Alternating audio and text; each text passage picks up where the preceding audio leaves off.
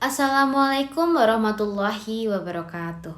Puji syukur marilah kita panjatkan kepada Allah Subhanahu wa taala yang telah memberikan beribu-ribu nikmat. Tidak lupa salawat serta salam tercurahkan kepada baginda Nabi Muhammad SAW. Semoga kita semua mendapatkan syafaatnya dan mendapatkan petunjuk hingga hari kiamat nanti. Pertama-tama saya ingin memperkenalkan diri karena tak kenal maka tak sayang. Nama saya Eka Sinta Agustina Yusmana Soardi, biasa dipanggil Sinta. Saya berasal dari Ngawi, Jawa Timur. Sekarang sedang berkuliah di Universitas Islam Negeri Maulana Malik Ibrahim Malang, program studi pendidikan guru madrasah ibtidaiyah. Nah, di sini saya bermaksud untuk menyampaikan sedikit tips bagaimana sih beribadah secara khusyuk, berdoa secara khusyuk? Karena biasanya kita semata-mata melakukan ibadah seperti sholat itu untuk memenuhi kewajiban kita saja tanpa ada rasa kekhusyuan. Karena khusyuk itu sebenarnya nikmat besar dari Allah Subhanahu wa taala. Nah, Allah mengatakan bahwa khusyuk itu ketika kita mengetahui bahwa kita akan menghadap Tuhan atau Allah. Nah, apa sih artinya itu? Nah, itu tertera dalam surat Al-Baqarah ayat 46, yaitu allazina yazununa annahum mulahu rabbihim wa annahum ilaihi rajiun. Yang artinya seperti saya sebutkan tadi, yaitu orang-orang yang meyakini bahwa mereka akan menemui Tuhannya dan bahwa mereka akan kembali kepadanya. Maka dari itu mereka akan khusyuk dalam beribadah. Nah, kita lihat contohnya saja. Apakah kalian masih ingat tentang kiamat 2012?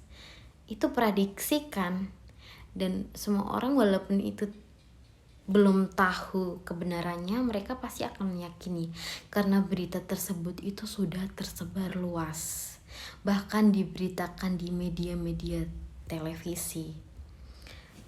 Setelah mengetahui itu semua, kebanyakan orang pasti akan fokus terhadap ibadahnya karena mereka meyakini bahwa dunia ini akan segera berakhir. Dan selain ibadah, kerja ataupun apa itu akan sia-sia karena uang dan apapun itu tidak akan kita bawa sampai akhirat nanti. Yang akan kita bawa sampai akhirat nanti adalah amal ibadah. Ketika mereka sadar bahwa dunia ini benar-benar sementara dan sebentar lagi akan kiamat, mereka pasti akan berbondong-bondong ke masjid untuk beribadah, dan mereka akan meninggalkan kesenangan-kesenangan dunia.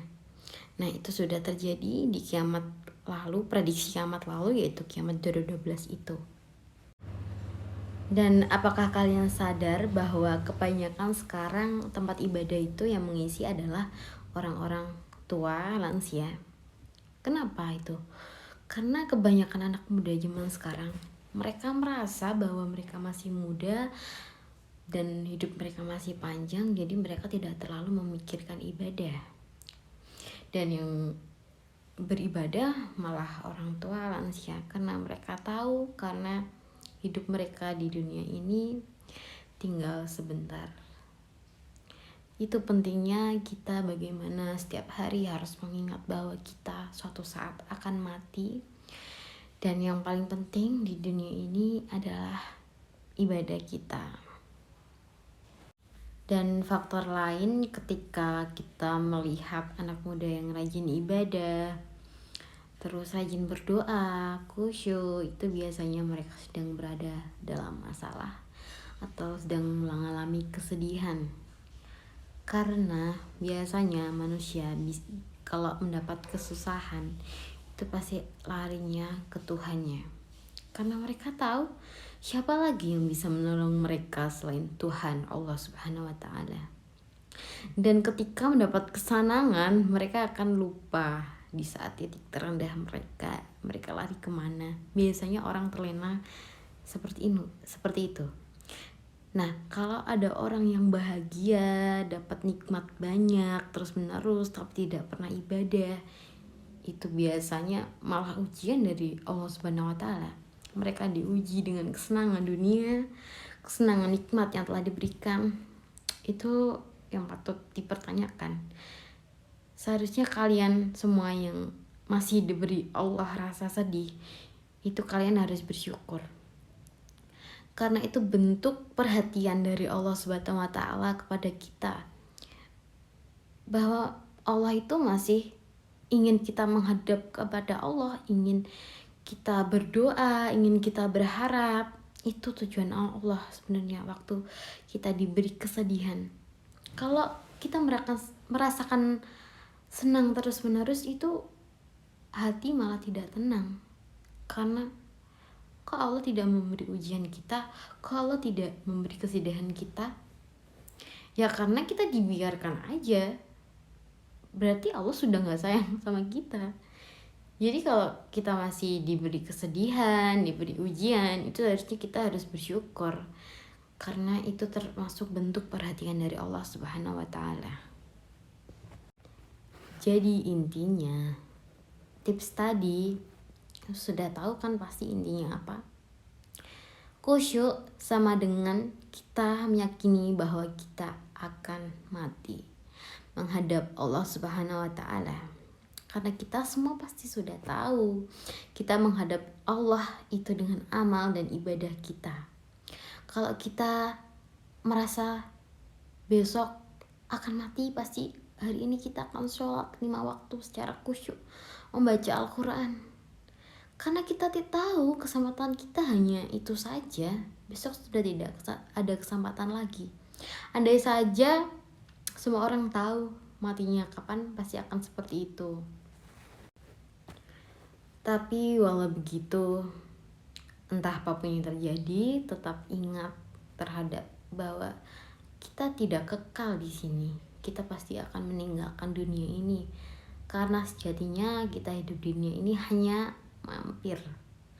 mampir untuk beribadah, mengumpulkan amal ibadah, kita kumpulkan. Satu saat itu akan membantu kita masuk kepada surganya Allah dan akan terbebas dari siksa api neraka. Memang kesenangan di dunia ini tuh tidak ada batasnya. Karena surga dan neraka tuh sebenarnya yang kita rasakan sekarang tuh hanya angan-angan saja. Dan dunia inilah kenyataannya. Tapi kita harus sadar, apalagi kita seorang muslim yang beragama Islam, kita berpegang teguh pada agama kita harus melakukan apa yang Allah perintahkan dan menjauhi apa yang Allah larang. Jika kita melakukan kesalahan atau dosa, cepatlah bertaubat kepada Allah, karena sesungguhnya Allah Maha Pengampun dan lagi Maha Penyayang. Ibadah itu nikmati saja, pelan-pelan, jangan tergesa-gesa. Karena buat apa tergesa-gesa?